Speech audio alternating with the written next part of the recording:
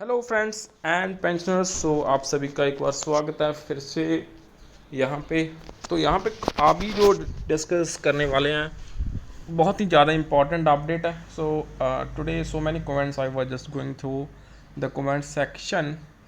तो यहाँ पे जो मुझे कमेंट सेक्शन में आज थोड़े से I think out of 4 to 5,000 view 4 to 5 people have said the communication problem that is regarding speaking loudly and all that problem. So यहाँ पे friends I always try to speak loudly and तो sometimes आवाज़ loud नहीं होती, so we are sorry for that.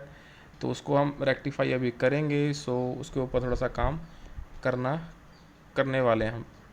सो यहाँ पे अभी जो देखने वाले हैं क्वाइट इम्पॉर्टेंट जो फैक्ट्स हैं जो अभी in the form of circular that has been released. So यहाँ पे बहुत इंपॉर्टेंट डेटा है। जो एस्टिमेट कॉस्ट है पेंशन अपडेशन की वो यहाँ पे रिलीज़ हो चुकी है। फर्स्ट ऑफ ऑल उसको यहाँ पे देखने वाले हैं एंड दैट इज़ एग्जैक्टली वो कितनी अमाउंट है एंड आउट ऑफ विच हमारे कितने एलिजिबल हैं फॉर द अपडेशन। एंड जो पेंशन फंड है पेंशन फंड का जो कॉप्स है including state bank of India उसको यहाँ पे डिस्कस करेंगे। तो ये 3-4 मैटर्स हैं जो क्वाइट इम्पॉर्टेंट हैं for all of us. So यहाँ पे updation of pension there is a clearly written statutory provisions in BPR 35(1) duly amended in 2002-3 for the updation of pension. So in spite of that, no updation was made in pension to the bank retirees since the introduction of pension scheme in the year 1995.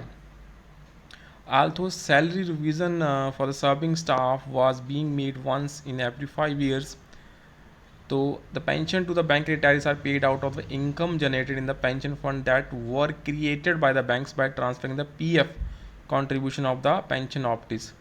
So with huge funds lying in these pension funds, the additional burden on account of updation would not be much as the income generating from the pension fund will very well take care of the additional cost too.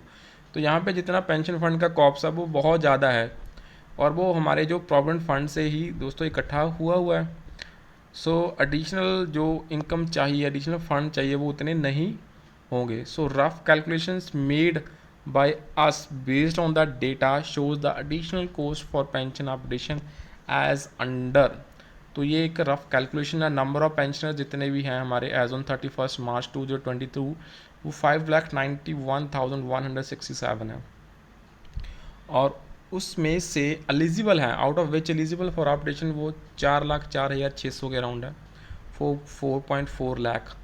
And जो pension fund cops है including state bank of India वो 3,24,948 crore mean 3.24 lakh crore वो fund हमारे पास यहाँ पे। और जो estimated cost आने वाली है फॉर द पेंशन अपडेशन पर साल की जो कॉस्ट आएगी वो 3,260 करोड़ की यहाँ पे एस्टिमेशन यहाँ पे सर्कुलर में निकाल के हमें दी है। तो 3,200 करोड़ का यहाँ पे जो खर्चा है पेंशन अपडेशन में वो आने वाला हर साल। So we therefore earnestly request that the long pending demand of bank pensioners for updation of pension may please be settled at the earliest. तो यहाँ पे एक क्वाइट इम्पॉर्टेंट डेटा है that is being shared. So यहाँ पे the federation of BOB pensioners and retirees association that is being affiliated to AIB पाक उनकी तरफ से ये डेटा इशू करा गया है and which is a non political organisation of bank retirees enjoying membership of 1,50,000 bank pensioners and retirees of banking industry. So we wish to place before you the problems of bank pensioners. तो उसमें ये important जो उन्होंने data share करा है। So I just read and saw quite important data. So kindly share and share this data among other bank pensioners group also. And please subscribe to the channel को दोस्तों जरूर subscribe कर लेना for the latest banking and pension related updates के लिए। और यहाँ पे मैं on a daily basis I almost discuss जितने भी important on level high court on level supreme court जितने भी केसेस आते हैं I always try to discuss it here and stay tuned take care all.